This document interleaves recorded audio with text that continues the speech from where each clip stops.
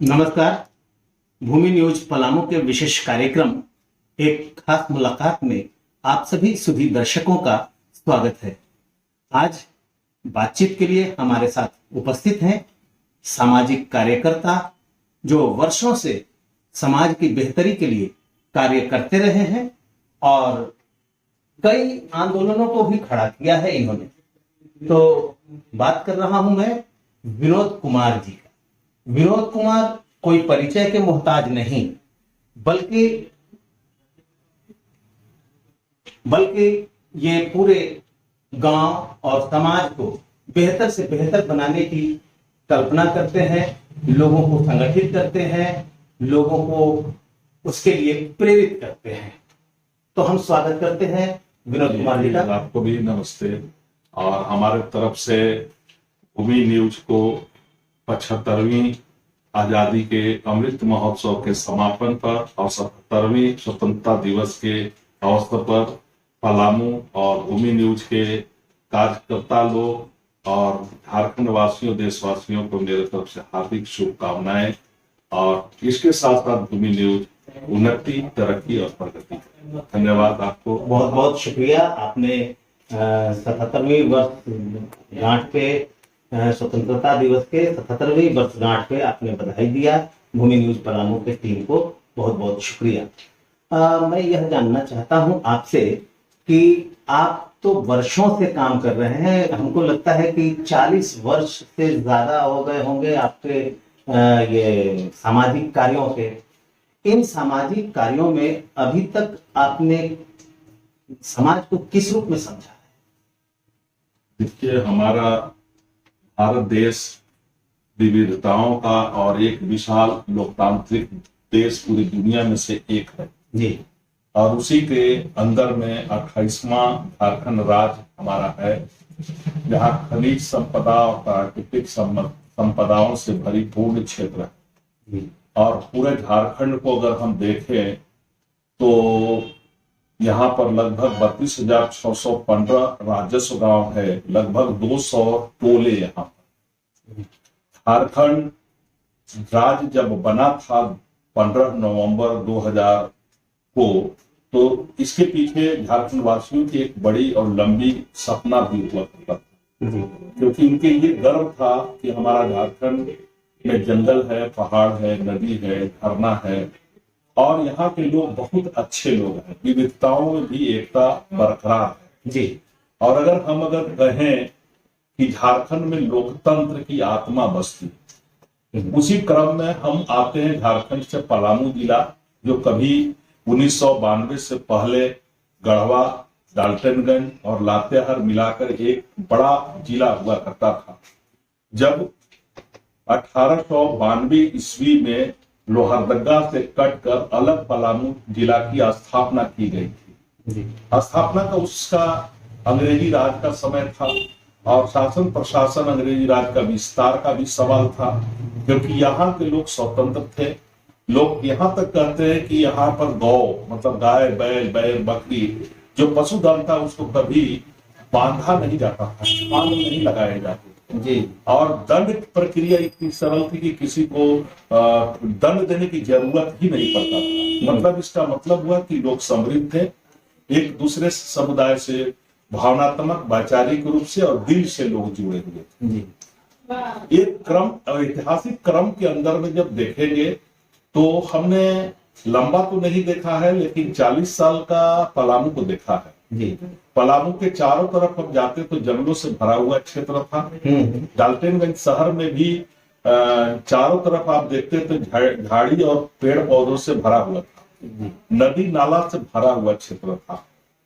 पलामू के अंदर में सिंचाई की जो व्यवस्थाएं थी, आहर पंच सिंचाई व्यवस्था था और सबसे बड़ी बात थी कि उत्तर कोयल नदी हमारा जो है वो लगभग 200 किलोमीटर की यात्रा करता है, जिसमें सबसे बड़ा हिस्सा पलामू जिले में, लातेहार और पलामू जिले में वो बहता है।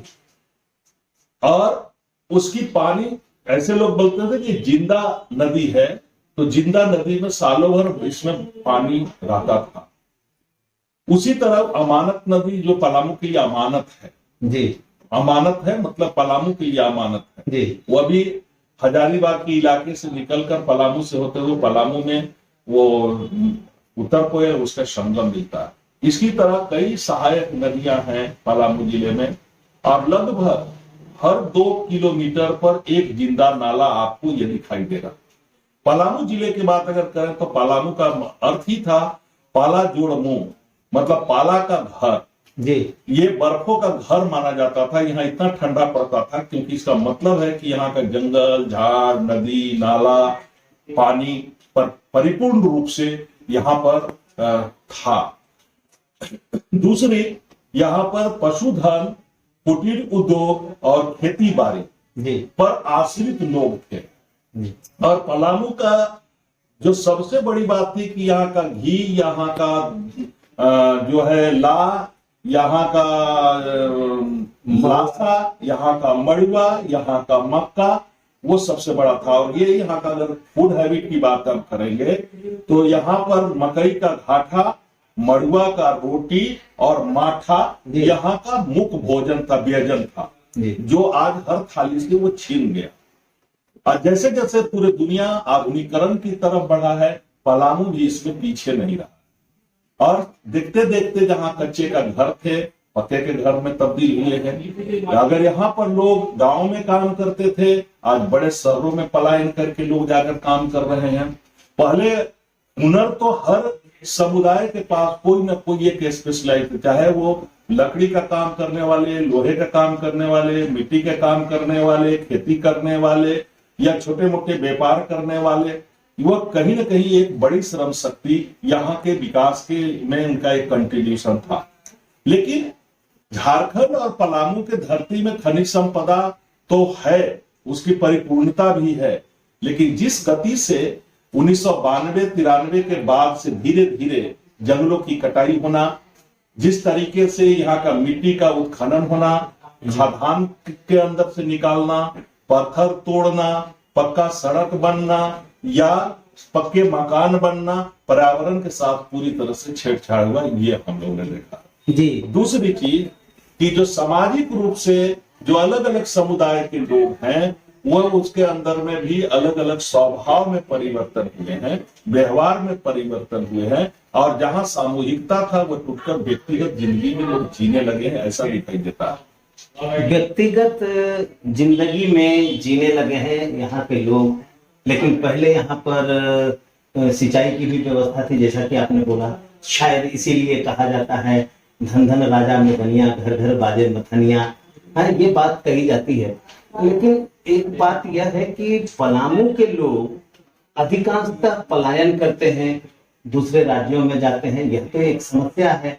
और हमारे सरकार की ओर से भी बहुत सारी योजनाएं बनती है, लेकिन वो उन योजनाओं का लाभ कितना मिला है?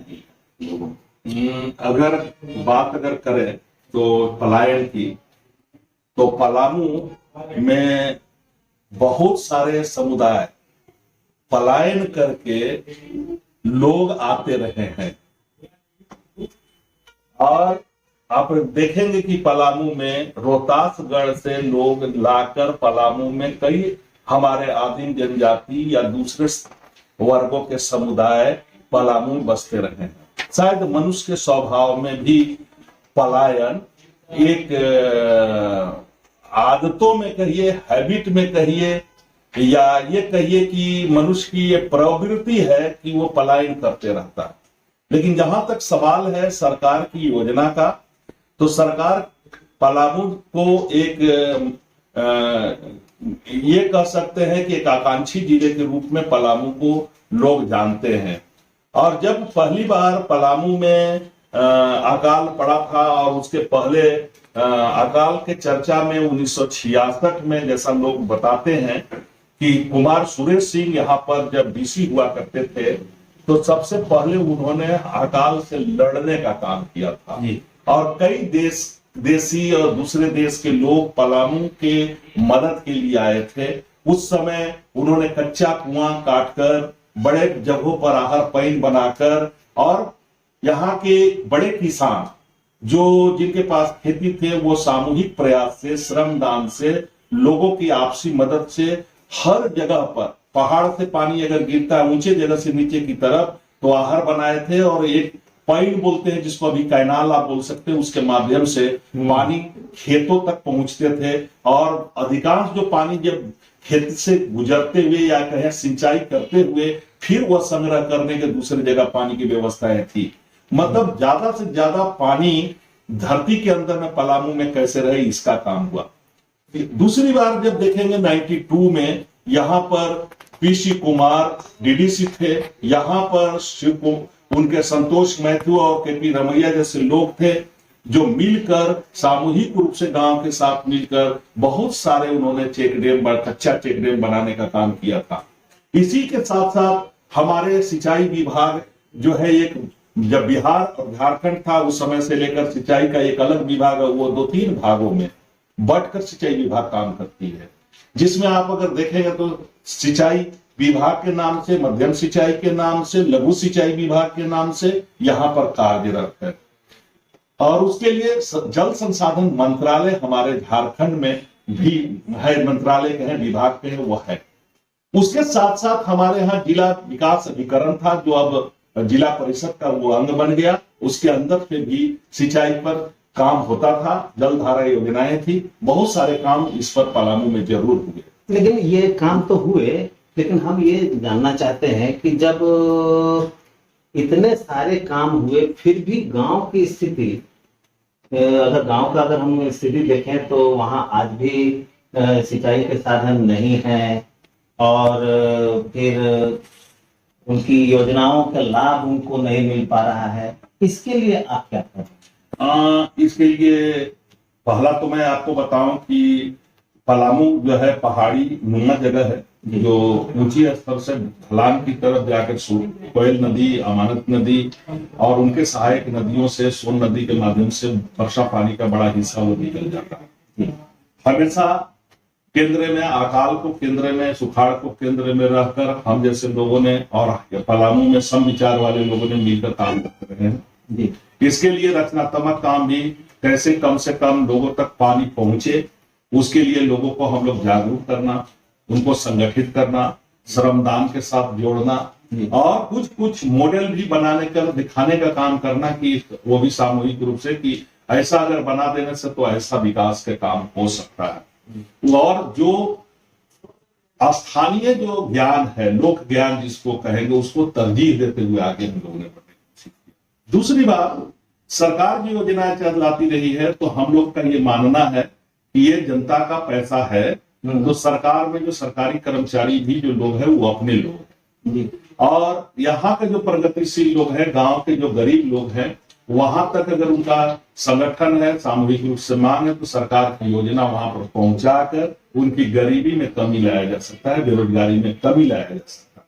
तो सबसे पहली बात, अगर गांव की इकाई है तो हम लोग ये मानते हैं गांव के ग्राम सभा, गांव के लोगों पर जो पंचायती राज व्यवस्था है अगर वो सख्त हो जाएगा, मजबूत हो जाएगा, तो और स्वराज की तरफ अगर बढ़ेंगे तो गांव को एक आदर्श गांव के रूप में विकसित कर सकते हैं। लेकिन वह विकसित तब होगा कि जब वन विभाग का जमीन है वो वन में बढ़िया सा रोपण करता हो और गांव के लोगों को उसको बचाने, संरक्षण करने का कानूनी अधिकार देता हो। दूसरा, जो जल है, जल विभाग के लोग अगर जल पर काम करते हैं, मनरेगा जैसे महत्वाकांक्षी योजना है उसको जमीन पर उतारते हैं। जो वरिष्ठ नागरिकों के लिए जो 60 साल से ऊपर है उनको सामाजिक सुरक्षा के लिए ख्याल रखते हुए उनको पेंशन दी जाती हो। महिलाओं के लिए जो है उसको धरातल पर उतारने में हमारी संस्था, हमारे संगठन, हमारे कार्यकर्ता निरंतर रूप से काम करती है। और साथ साथ जो बच्चे हैं, तो कोर इशू में हम लोगों ने बच्चे को रखा है कि बच्चा हमारा देश का और समाज का भविष्य है जी। अगर हम बाल अधिकारों को सुनिश्चित कराते हैं, शिक्षा के मुख्यधारा में जोड़ते हैं और जिस तरह से उनके ऊपर में कई सामाजिक रूप से बाल मजदूरी कराने का, कम उम्र में विवाह कर देने का या बच्चे का व्यापार करने का जो धंधा, उस काम को रोकने में संपूर्ण ग्राम विकास केंद्र ने अपने तरफ से एक कार्यकर्ताओं का और स्थानीय जनता के सहयोग से उसको दूर करने का काम करते हैं। बहुत बहुत धन्यवाद, आपने बहुत ही कीमती वक्त दिया। इसके लिए भूमि न्यूज पलामू फिर से आपका शुक्रिया अदा करता है। आज के लिए बस इतना ही, फिर मुलाकात होगी अगले कार्यक्रम में। लेकिन अभी जो बात विनोद कुमार ने बताया और कहा कि ग्राम पंचायत को मजबूत किए बगैर हम आगे नहीं बढ़ सकते। यानी कि ग्राम सभाओं को मजबूत करना होगा और बच्चों को अधिकार देना होगा, उनके अधिकार को संरक्षित रखना होगा और बच्चों का जो बाल विवाह है उसे रोकना होगा। तभी हम सही रूप में आगे बढ़ सकते हैं। और भूख मुक्त पंचायत बनाने के लिए पहल करना होगा ताकि हम लोग गरीबी और भूखमरी से समाज को बाहर निकालें, क्योंकि ये सबसे बड़ी हमारी समस्या है। जी, बहुत बहुत शुक्रिया। अभी आपने सभी को देखा विनोद कुमार जी ने अपनी बात कही और ये बात एक अच्छे और सुंदर दुनिया के निर्माण के लिए बहुत ही जरूरी है। आज के लिए बस इतना ही। धन्यवाद।